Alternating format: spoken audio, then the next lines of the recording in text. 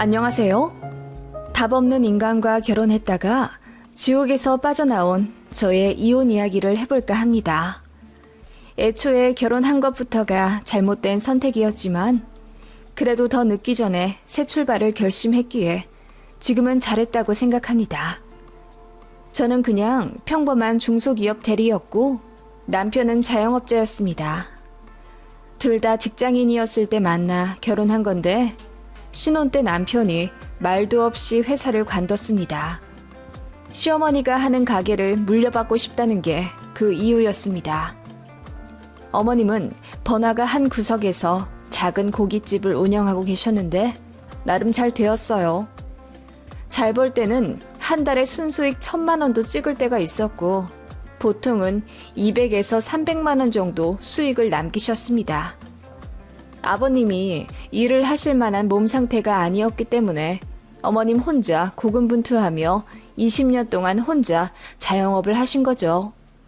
잘 된다고 해서 부자 시댁은 아니었어요.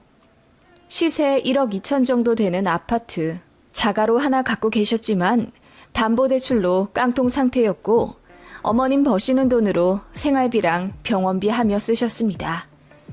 저축을 좀 하고 계시는 줄 알았는데 어디다 다 쓰시는지는 몰라도 통장에 1,000만 원도 없으시다고 들었습니다. 제가 알기로는 시외가에 돈 들어갈 때가 많다고 들었어요. 시외 삼촌께서 돈 사고를 많이 치셔서 그거 갚아주시고 남편의 외할아버지가 생전에 노름을 하셔서 친구분들께 빚을 많이 지고 돌아가셨는데 그걸 저희 시어머니가 반절 갚아주셨다고 들었고요. 그런데 시어머니도 주식하시는 것 같더라고요. 남편이 얼마 벌었냐고 물으면 인상 찌푸리시는 걸로 봐서 거의 다 날리신 것 같지만요. 비싼 가방이나 옷도 없는데 돈이 없으신 걸 보면 그런 식으로 번 돈을 다 까먹으며 사시는 것 같았습니다. 그래서 장남 결혼하는데 돈 한 푼 안 대주셨겠지요. 기대한 건 아니지만 처음부터 딱 잘라 우린 돈 없으니 니들끼리 알아서 먹고 살으라 하셨습니다. 저희 친정도 자영업 하시지만 알뜰살뜰 돈 모아 집도 현금도 많이 보유하고 계세요. 자식들한테 나눠주진 못할 망정 패 끼치고 싶지 않다며 정말 열심히 모으셨습니다. 그래서 저 결혼할 때 5천만 원 주신다는 걸 제가 안 받았어요. 시댁에서도 안 받았는데 뭐 하러 받나 싶어서요. 남편도 당시에는 수긍하더니 결혼하고 나서는 저더러 너무 계산적이라고 하더군요. 장인어른께서 주신다는 돈을 굳이 거절할 필요가 있어? 우리 집에서 안 받았다고 너네 집에서도 안 받는 건 너무 속물 같은 계산이지. 누가 주시건 간에 감사하게 받고 둘이 잘 먹고 잘 살면 되는 것 아니야? 그렇게 말한 남편에게 좀 어이가 없었습니다. 왜냐하면 남편은 결혼할 때 시댁에 이런저런 사정이 있어 좀 드렸다며 달랑 2천만 원 들고 왔고 저는 6천만 원이나 갖고 왔어요. 그런 상황에서 제가 친정에서 돈을 더 갖고 오면 그냥 신부 돈으로 결혼해 사는 거나 마찬가지잖아요. 당시에는 남편이 시댁에 돈이 좀 묶여 있어서 그렇다고 설명했기에 깊은 사정이 있나 보다 하며 이해했고 그저 사랑과 정 하나만 보고 결혼했어요. 제가 조금 더 해갔으니 남편도 저에게 미안해하고 더 잘할 거라고 생각했습니다. 그런데 그건 제 오산이더군요. 신혼집을 구하려 하는데 제 직장이랑 조금 더 가까운 곳이 신도시 비슷하게 발전하고 있어서 여러모로 조건도 좋아 거길 계약하자고 했더니 남편이 싫다더군요. 자기 직장이랑 가까운 곳을 해야 한다고 우기더라고요. 그래서 제가 어차피 맞벌이 해야 하며 사는데 그럼 자기가 더 일찍 와서 집안일 할 수 있겠어? 라고 물으니 그건 자신 없다는 식으로 말하더군요. 그저 제가 여자아이니 애 낳고 나면 관둘 가능성이 많아 오래 직장을 다녀야 하는 가장에게 맞춰야 한다고 하더군요. 그래서 그건 이직을 할 수도 있고 일단은 전세 계약이니 그럼 공평한 거리로 구해보자고 했습니다. 남편도 알겠다고 했고요. 그런데 시어머니가 그 얘기를 아들에게서 듣고 저에게 전화해서는 그래도 우리 아들 회사 쪽으로 구하는 게 낫지 않겠니? 다들 보면 남자 직장 쪽으로 더 가깝게 해서 구하던데. 혹시 우리 아들이 너보다 돈 적게 해와서 그러는 거라면 우리가 돈을 대주려 한다. 라며 기분 나쁘다는 듯이 얘기를 하시더군요. 지금 생각하면 시모가 무례한 거지만 당신은 식 올리기 한 달 전이라 제가 새댁 특유의 그 여리디 여린 마음을 갖고 있었어요. 전화 통화 중이라 시모는 볼 수도 없는데도 제가 손사래를 쳐가며 아니라고 해명했고 절절매며 통화했던 기억이 납니다. 결국 집은 우리 부부 직장의 딱 중간쯤으로 정했네요. 그 동네는 인프라도 부족하고 다른 곳보다 덜 발달되어 지저분한 동네였지만 남편이 융통성 가지지 않고 무조건 중간을 고집해서 결국 그 동네로 계약했습니다. 지금 생각하면 남편과 어머님이 신혼집 위치를 이유로 기싸움을 했었던 것 같아요. 말도 많고 탈도 많았던 결혼 준비였고 과정에서 남편과 시댁에게 실망도 했지만 대부분의 여자들이 그렇듯이 파혼을 하는 용기까지는 없어서 그냥 밀고 갔었던 것 같아요. 결혼하고 나서 조율하면 되겠지 라는 생각으로 식을 올렸습니다. 그렇게 아웅다웅 지지고 볶으며 신혼생활했습니다. 그 와중에 어머님은 자꾸 돈을 달라고 하셨어요. 결혼식 올리고 돈 남지 않냐면서 처음에는 남편 쪽 축의금에서 반 떼달라고 하더니 나중에는 저한테도 직접 전화를 해서 임대료 핑계대고 고기 도매값 핑계대며 10만 원, 20만 원씩 빌려달라 하시더군요. 소액이라 흔쾌히 빌려드렸는데 나중에는 점점 금액이 커지더니 200만 원까지 얘기를 하셨어요. 그래서 안 된다고 했더니 어머님이 알겠다고는 하시고는 제 남편에게 전화해서 울고불고 하셨나 봐요. 돈이 없어서 딸같이 생각하는 며느리에게 손 좀 벌렸더니 거지 취급을 한다고 했다나? 남편이 시모 말만 듣고 서운하다며 그날 밤에 혼자 보란듯이 깡소주 까서 마시더군요. 그러면서 저 붙잡고 말하기를 엄마 가게가 요즘 잘 안 된대. 아들 결혼하고 나서 그렇게 된 게 아무래도 이상해서 점집에 가보셨다는데 점쟁이가 하는 말이 운이 우리 쪽으로 가서 그렇다고 했대. 엄마는 그저 자식만 잘 살면 되니 상관없다고 하시는데 솔직히 그 말 듣고 내가 미안하지 않을 수 있겠어? 라며 눈물까지 글썽이더군요. 저는 점이나 사주 같은 걸 믿지 않는데 시댁은 엄청 맹신하는 분위기더라고요. 남편도 저랑 연애할 때 사주 카페 가자고 몇 번 얘기하긴 했는데 그냥 재미삼아 본 거였지 철석같이 믿을 줄은 몰랐어요. 여튼 남편이 그렇게 이야기하며 지금 시어머니가 필요한 돈은 200만 원인데 다만 100만 원이라도 드리자고 저에게 부탁하더군요. 그래서 제가 앞으로도 계속 돈 달라고 하시면 어떡하냐고 했더니 남편이 그건 자기가 책임지고 맡겠다고 하더군요. 그렇게 100만 원 딱 해드리고 나서는 제 눈치를 보기는 보는지 그 이후로는 시어머니로부터 정말 전화가 안 왔어요. 대신 남편이 툭하면 시어머니 도우러 가게 간다고 하거나 일 끝나면 우리 집에서 주무시고 가시라고 모셔오곤 했습니다. 어머님 가게가 저희 신혼집이랑 차로 30분 정도 거리였거든요.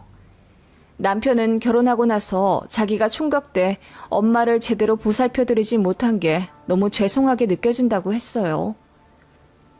이래서 남자들이 결혼해야 철드는 거라고 하는구나. 왜 그동안 우리 엄마 불쌍한 게 안 보였는지. 당신이랑 데이트하러 다닐 때 우리 엄마도 좀 불러서 같이 맛있는 거 먹고 다닐걸.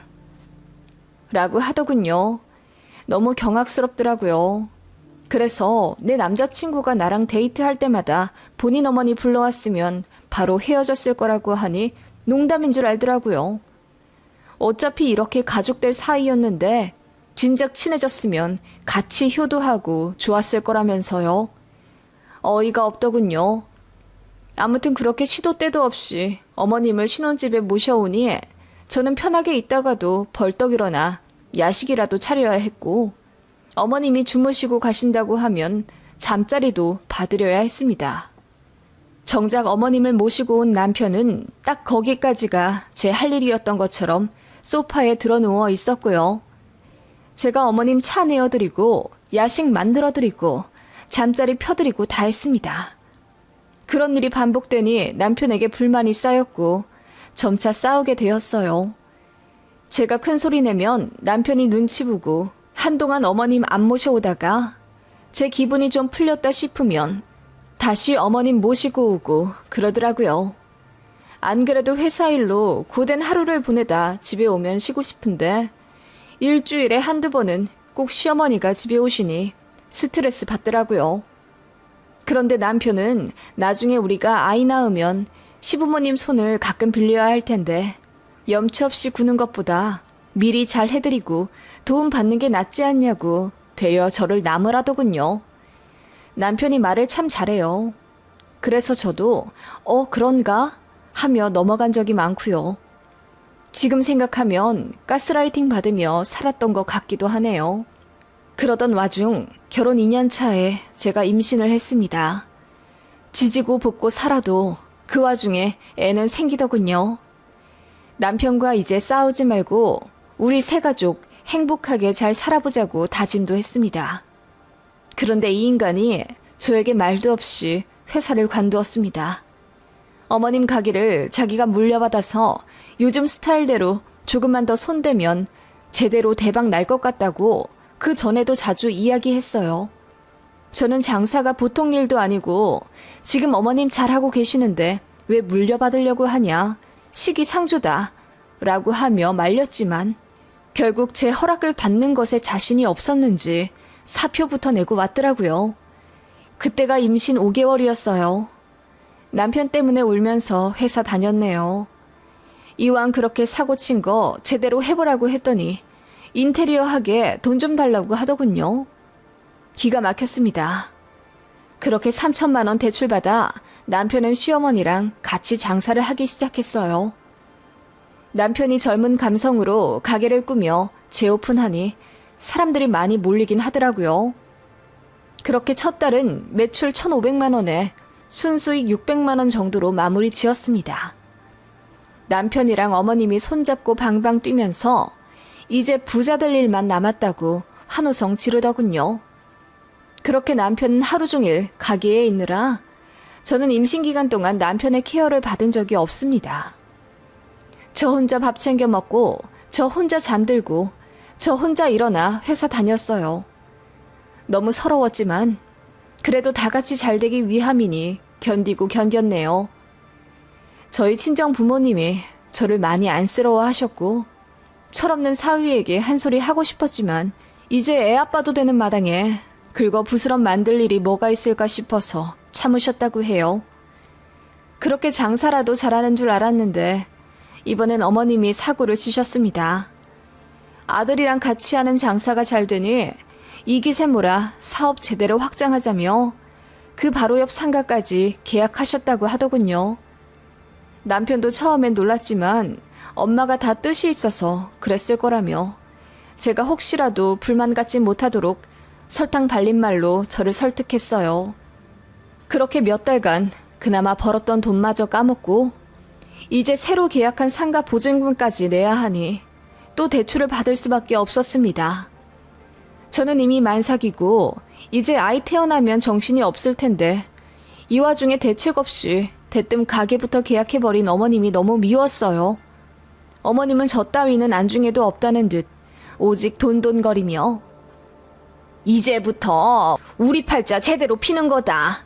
진작 아들이랑 동업할 걸 그랬다. 하시며 좋아하셨고 그 옆에서 남편도 해볼쭉 하더군요. 그렇게 남편과 시어머니가 새 가게에 매달려 사는 동안 출산일은 다가왔고 그렇게 아이를 낳았습니다. 남편은 바쁘다며 애 출산 당일에만 얼굴 비추고 그 다음날부터는 시무랑 또 가게 가 있더군요. 어머님 혼자 일하는 게 죄송스럽다면서요. 그런 저를 엄마가 안쓰러워하며 조리 도와주셨고 친정아빠는 제가 돈이 별로 없어 아기용품도 제대로 사지 않는 걸 보고 마음 아파하며 1,000만 원을 주셨습니다. 아이 유모차며 카시트도 다 중고로 구입하려 했는데 친정 부모님 덕분에 좋은 걸로 사게 되었어요. 남편도 처음엔 감사한 마음을 가지고 있더니 나중에는 그 돈도 탐내더군요. 친정에서 주신 돈 얼마나 남았어? 당신도 육아휴직 쓰니 우리가 돈이 별로 없네. 혹시 그 돈 생활비에 좀 보태줄 수 있어? 엄마 빚도 빨리 갚아드려야 하고. 무슨 소리야. 아이 물건 사라고 주신 돈이야. 앞으로 아이한테 큰 돈 들어갈 때마다 요긴하게 쓸 돈이라고. 그런 게 어딨어. 돈은 그냥 돈인 거지. 지금 당장 우리 가게 월세부터 내야 나중에 애 물건도 살 수 있을 것 아니야. 월세부터 내자니? 이번 달 매출 잘 안 나왔어? 아, 그게...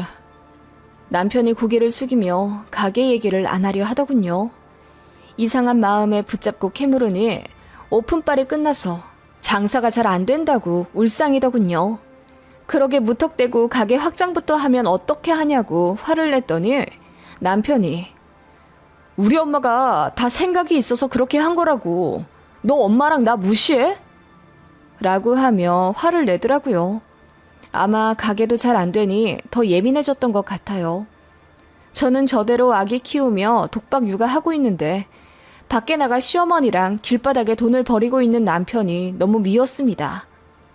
그래서 그때 통장 오픈을 좀 해보자고 했더니 남편이 자기를 못 믿냐며 방방 뛰더군요.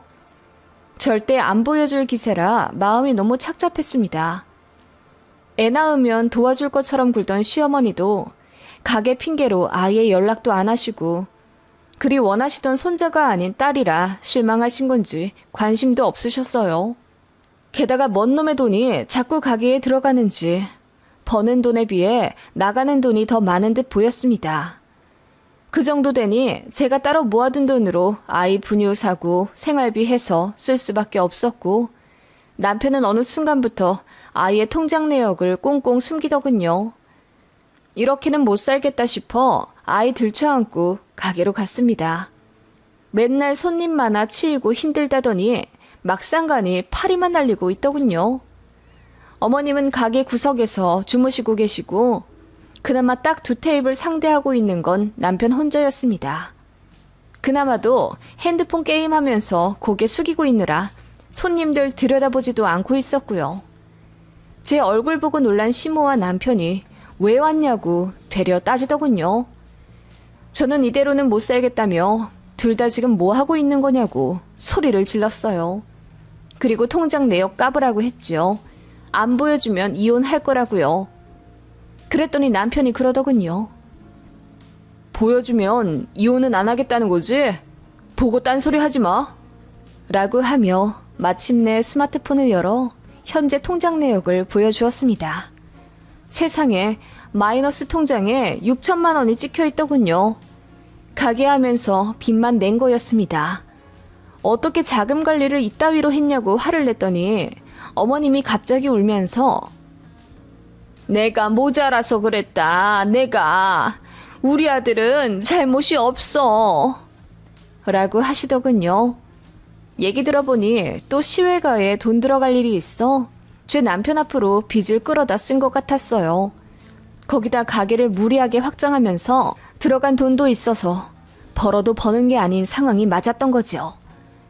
그렇게 되니 어머님도 남편도 일할 맛이 떨어져 친절도가 떨어졌고 악평을 받게 되면서 손님도 떨어져 나간 거였어요.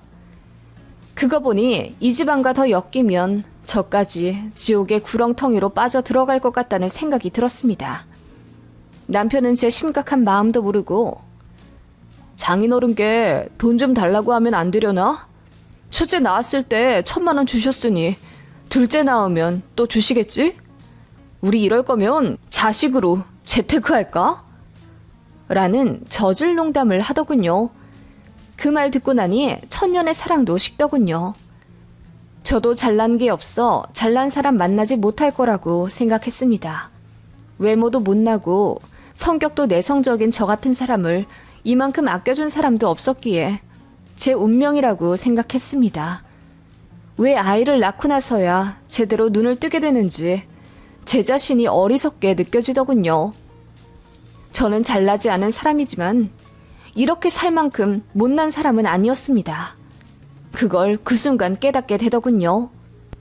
그래서 이혼하자고 했습니다. 시어머니 있는 앞에서요. 그랬더니 둘 다 눈이 튀어나올 듯 동그랗게 뜨면서 그게 무슨 말이냐고 펄쩍 뛰더군요.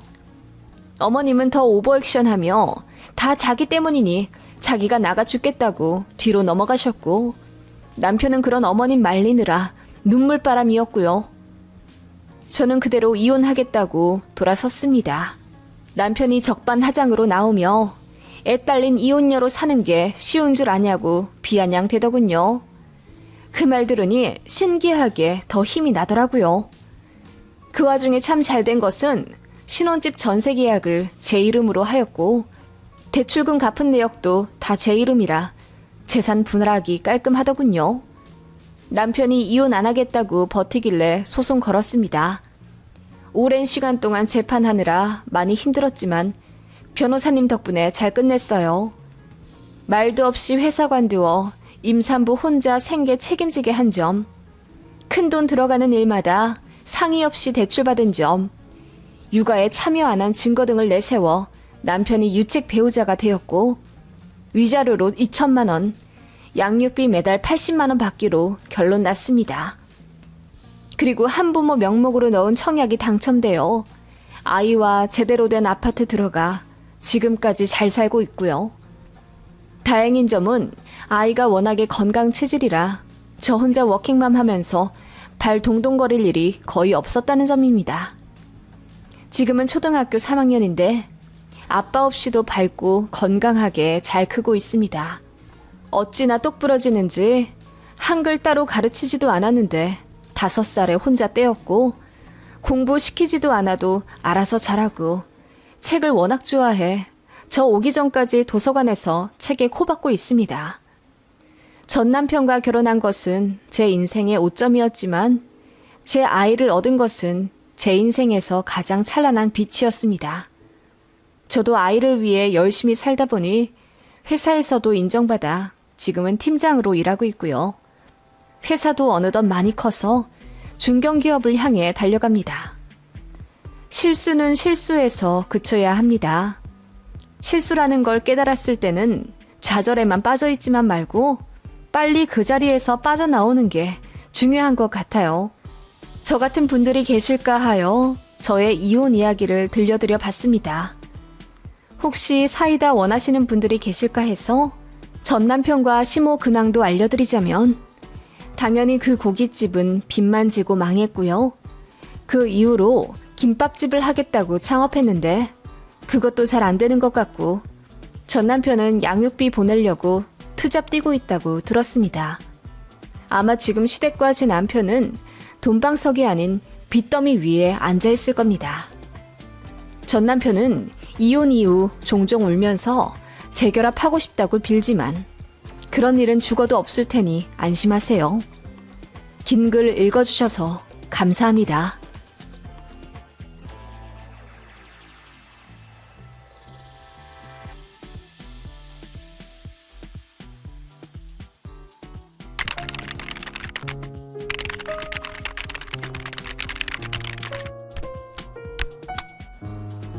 안녕하세요. 오늘의 사연 시작합니다.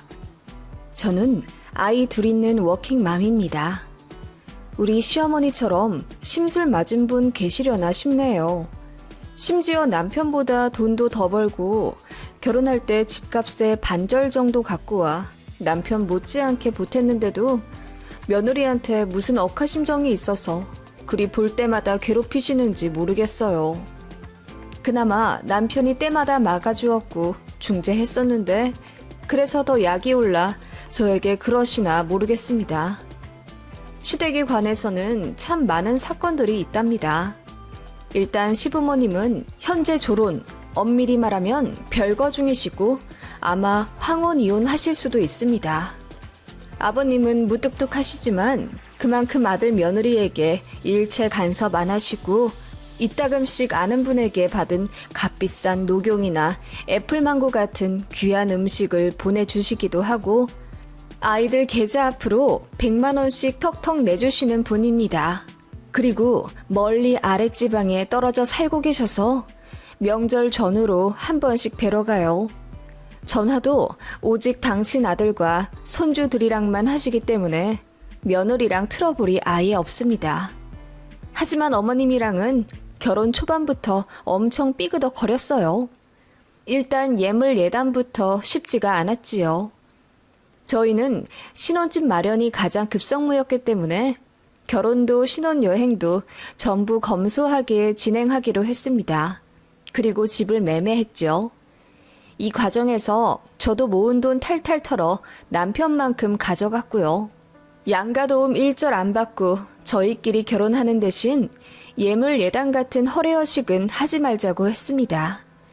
분명 상견례에서도 양가 어르신들이 그렇게 정하셨고 어머님도 그 자리에서는 애들이 어찌나 기특한 생각을 하는지 내가 눈물이 다 날 지경이네요. 그래, 예물 예단 같은 쓰잘데기 없는 건 애초에 하지 말자. 니들끼리만 잘 살면 그만이다. 라고 하시더니 슬금슬금 어머님 가방 하나는 해와라, 이불 한 채는 해와라 요구하기 시작하셨어요. 저에게 아주 장문의 문자를 보내셨는데 아무리 그래도 나한테는 너무나 귀한 아들이다. 얼마나 열심히 키웠는데 장가 보내면서 이 정도도 며느리한테 안 받고 결혼시키는 것은 내 자존심이 허락치 않는다. 어쩌고 저쩌고 써있더군요. 너무 황당해서 답장도 않고 남편에게 보여줬어요. 그랬더니 얼굴이 시뻘개지면서 자기가 알아서 한다고 하고 시어머니랑 싸웠나 보더라고요. 그렇게 남편이 다 쳐냈더니 그게 기분이 나쁘셨는지 저에게 다이렉트로 전화해선 이 바지 음식을 해왔으면 좋겠다고 하시더군요. 제 친정엄마더러 해오라는 거잖아요. 그래서 그럼 저도 귀한 집에서 귀하게 자란 딸인데 시댁에서 예물이라도 받아야 하지 않겠냐고 하니 당황하시며 없던 일로 하자고 하시더군요. 그런 식으로 뒤에서 말을 자꾸 바꾸는 황당한 분이셨고 결혼식 한복도 대여로 하기로 했는데 어머님이 갑자기 소장을 하고 싶다고 하셔서 마음대로 구매를 하셨어요.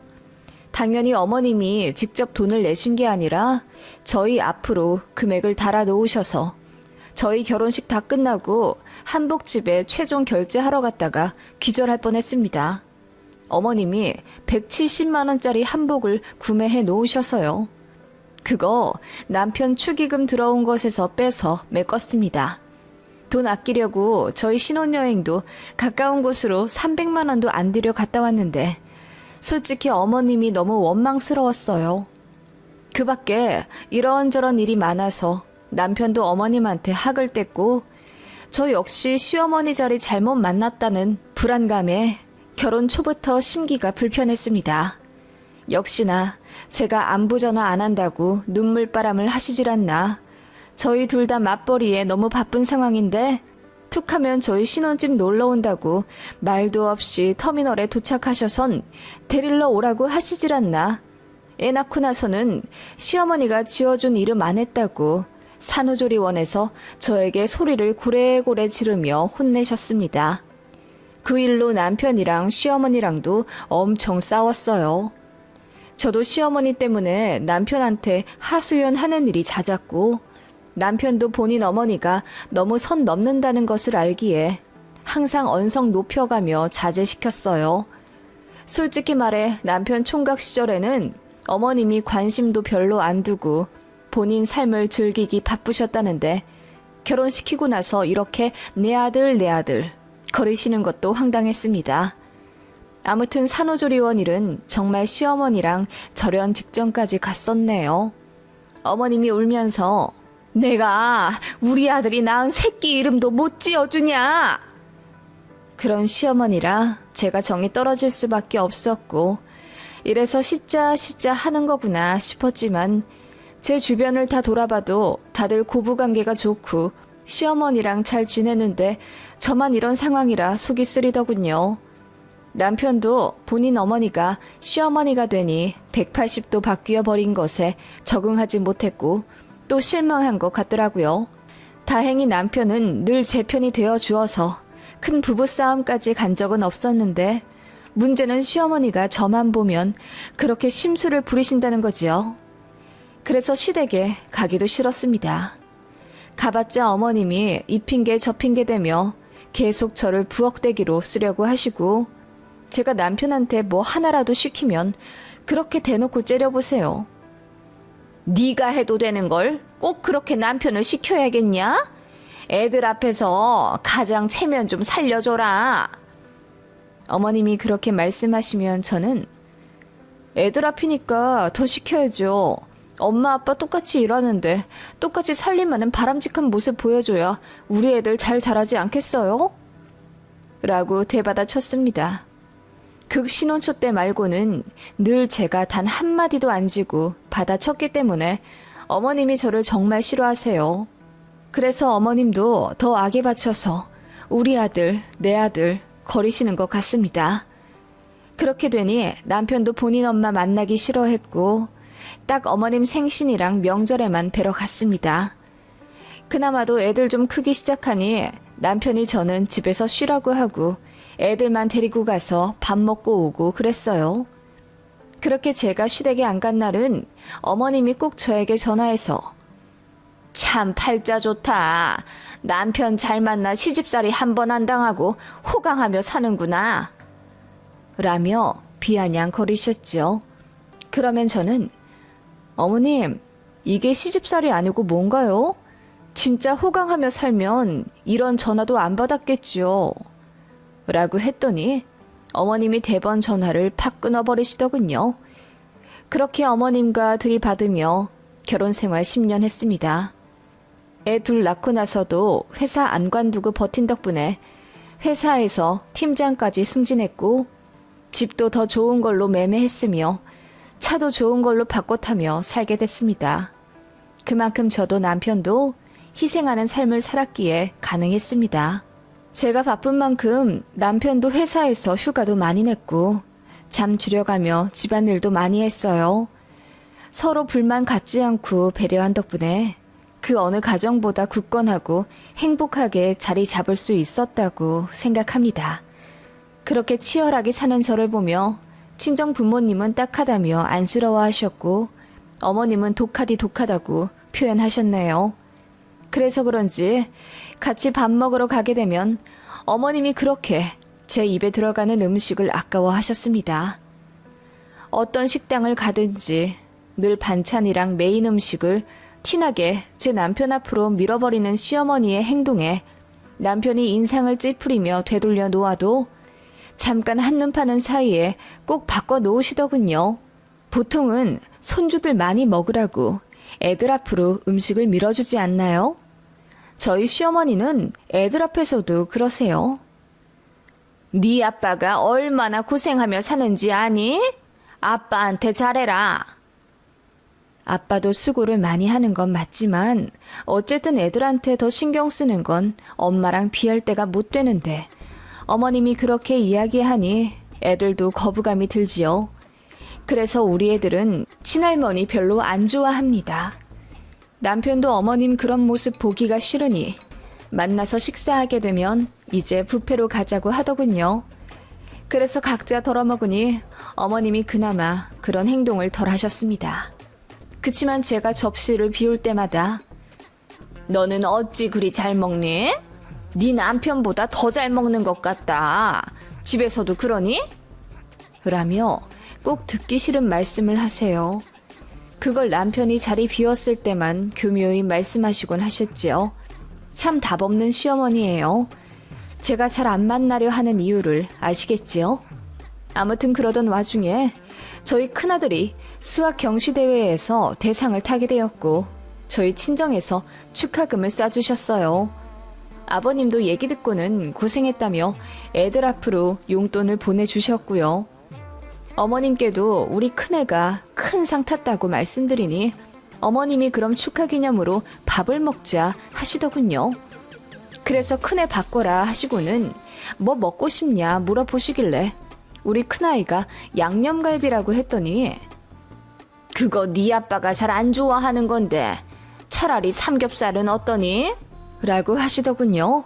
그거 듣더니 큰애가 풀이 죽어서 알겠다고 하는 모습이 너무 짜증이 나서 제가 상탄 사람이 선택한 메뉴로 먹어야죠. 양념갈비집으로 예약할게요. 라고 말하고 전화 급하게 마무리 지어 끊었습니다. 시어머니 이럴 줄 알았는데 제가 뭐하러 전화를 했을까. 내 손으로 제 머리에 꿀밤이라도 때리고 싶은 심정이었습니다. 손자 잘 되는 거 좋아하실 테니 감정을 떠나 행복한 마음 가지시라 연락드렸는데 저희 아이와 저만 또 기분이 상하더라고요. 아무튼 약속 당일 저녁이 되었고 다 같이 어머님 집 근처 양념갈비 음식점으로 가게 되었습니다. 남편이 양념갈비를 싫어하기는요. 다이어트 때문에 잘 못 먹지 양념갈비 무지 좋아하는 사람입니다. 아무튼 그렇게 남편이 신이 나서 고기를 굽기 시작했어요. 그러자 어머님이 우리 아들은 별로 좋아하지도 않는 양념갈비인데 라고 저만 들릴 듯 구시렁거리시더군요. 못 들은 척하고 애들이나 챙겼습니다. 남편이 기분 좋게 구웠고 저는 다 구워진 고기를 애들 밥그릇에 보기 좋게 올려주었지요. 그리고 저도 한 점씩 주워 먹고 있었습니다. 그런 제 모습을 시어머니가 티 안 나게 힐끔힐끔 보시는 게 느껴졌어요. 또 시작이구나 싶어서 언짢아지려고 하더군요. 그래서 제가 구우려고 남편에게서 집게를 뺏어드니 남편이 눈을 동그랗게 뜨며 내가 구울게. 당신은 좀 먹어. 점심도 거의 못 먹었잖아. 라며 저를 챙겼어요. 그 모습을 보고 시어머니가 뭔가 기분이 나쁘신 듯 갑자기 찬물을 들이키시더군요. 어쨌든 애들도 남편도 저도 오랜만에 양념갈비라 기분 좋게 먹고 있었죠. 그리고 고기를 더 시켰어요. 불판 갈기 전 마지막 고기들을 시어머니 좀 챙겨드리고 저도 한 점 먹으려던 찰나 어머님이 갑자기 제 밥그릇을 뺐더니 그만 좀 먹어라. 네 남편은 안 챙기냐? 어떻게 네 입만 입이냐? 네 남편 고기 굽느라 못 먹을 땐 너도 먹지 말아라. 라며 얼굴이 시뻘개진 채로 씩씩거리시더군요. 그 모습에 남편이 더 놀라 왜 그러냐고 언성 높이니 어머님이 억울하다는 듯 아니 넌 힘들게 굽고 있고 얘만 혼자 고기 다 주워 먹고 있잖니. 해도 너무해서 내가 한 소리 한다. 라고 하시더군요. 그 모습에 남편이 더 화가 난 듯이 아니 와이프보다 내가 더 먹고 있는데 무슨 말씀이에요. 나 혼자 지금 2인분은 좋게 집어먹고 있구만. 그리고 와이프 오늘 밥솥에 밥이 별로 없어서 우리한테 다 주고 와이프는 카스테라 하나 먹었어요. 라고 대들었지요. 그러자 어머님이 어떻게 손주들 앞에서 지 와이프 편을 들고 지 엄마한테 이렇게 소리를 지르냐며 황당하다고 하시더군요. 네가 이러니까 며느리가 날 우습게 보는 거지. 내가 아까부터 봐왔다. 네 그 잘난 와이프가 고기를 20점은 더 먹더라. 어머님은 제가 고기 먹는 걸 다 세어보고 계셨던 거예요. 소름이 돋더라고요. 그래서 제가 조용히 일어나서 애들한테 카드를 쥐어준 뒤 편의점 가서 맛있는 거 사 먹고 차에 들어가 있으라고 했습니다. 상황 판단이 되었는지 애들은 조용히 카드 들고 식당을 나갔고요. 그것 보고 나서 어머님을 보며 입을 열었습니다. 어머님, 맞아요. 저 고기 20점은 좋게 먹었습니다. 그런데요, 제 친정엄마 같았으면 20점이나 먹은 게 아니라 20점 밖에 안 먹었냐고 하실 거예요. 그러자 어머님이 무슨 뚱딴지 같은 소리를 하냐는 표정으로 저를 보시더군요. 어머님한테 제 남편이 귀한 자식인 것처럼 저 역시 저희 부모님한테 귀한 딸이라고요. 그런데도 저희 부모님이 사위 올 때마다 좋아하는 음식으로 한가득 차려내어 주세요. 이 사람 제 친정 오면 살쪄서 간다고 투덜거려요. 그러자 어머님이 입을 삐쭉 내밀며 무슨 소리를 하려고 이렇게 서론이 기냐며 투덜대시더라고요. 어머님 아들이 처가에 잘하는 사위라서 저희 부모님이 잘해주시는 줄 아세요? 어머님한테는 잘난 아들이겠지만 솔직히 말해 그렇게 잘난 사위도 잘난 남편도 아니에요. 저희 부모님은 그냥 상식적으로 대해주시는 것 뿐이라고요. 그 말에 어머님이 화들짝 놀라며 그럼 내가 상식적이지 않은 노친네라는 말을 하려는 거냐? 라고 하시더군요. 아니요, 전 그런 말 안 했는데요. 제가 그런 말 안 해도 어머님이 저한테 그렇게 하신다는 거 알고 계신 거네요? 그랬더니 어머님이 아무 말 못 하시더라고요. 남편도 얼굴이 벌개져서는 와이프한테 미안하니 제발 그런 짓 좀 하지 말아라. 이제 찾아오지도 않을 거다. 큰 소리 쳤고요. 저는 그럴 때면 아무 말도 안 했었는데 그날만큼은 동조했습니다. 맞다고요. 시어머니 만나러 갈 때마다 오늘은 어떤 상처를 입고 돌아오려나 싶어 가슴이 두근거릴 정도였다고요. 그 자리에서 남편한테도 말했죠. 이제 당신 어머니는 당신이 챙겨라. 나는 내 부모님이나 챙길 거다. 라고요. 그리고 빌지들어 어머님 앞에 드리고는 어머님이 먼저 드시자 했으니 어머님이 사세요. 고기 20점 잘 먹었습니다. 라고 했습니다. 당황해 하시더군요. 그동안 저희랑 밥 먹으면서 단 한 번도 어머님이 계산하신 적 없으세요. 늘 저희가 사드렸죠. 저는 애들이랑 택시 잡아타고 집으로 왔죠. 어머님을 모셔다 드리고 집에 온 남편이 애들 다 자고 난 이후에 제 손잡고 면목이 없다고 하며 고개 숙이더군요. 그리고 이제 정말 시어머니 신경 쓰지 말라고 해서 안 그래도 그럴 거니 당신도 괜히 억울해하지 말아줬으면 좋겠다 라고 했습니다. 남편은 100% 이해한다며 미안하다는 말밖에 나오지 않는다더군요. 제가 가고 난 이후에 남편이 시어머니랑 식당에서 큰 소리 내며 싸웠다더군요. 뭐라고 했는지는 모르지만 아마 남편도 어머님한테 쌓인 것들이 있었겠지요. 결혼 전엔 아들한테 관심도 없더니 결혼하고 나서 괴상한 짓 하시는 게 어이없기도 했겠고요.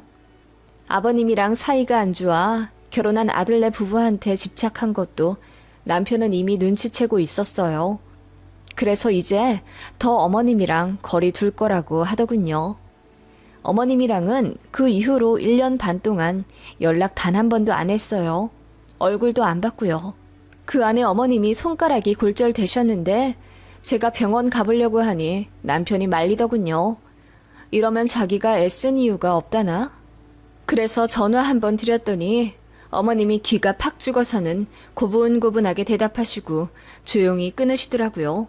남편은 자기가 알아서 어머님 보조 간병인 구하고 묵묵히 아들로서 책임을 다하더군요. 생각해보니 그게 맞다고 하면서요. 장인어른 장모님이 다치시면 사위는 전화 한번 드리는 게 다일 텐데 본인도 알게 모르게 저에게 기댔던 것 같다며 반성하더군요. 반성할 만큼 못한 남편은 아닌데 어머님 때문에 괜히 여럿 마음만 불편해졌네요. 여튼 저희 부부는 그날 이후로 더 끈끈해졌고 저도 시어머니의 전화와 만남에 대한 압박에서 자유로워지니 한결 마음이 편하네요. 어머님이 정신을 차리실진 모르겠지만 나중에 저한테 진심으로 미안해 하실 날이 온다면 저도 최소한의 도리 정도는 하고 싶네요.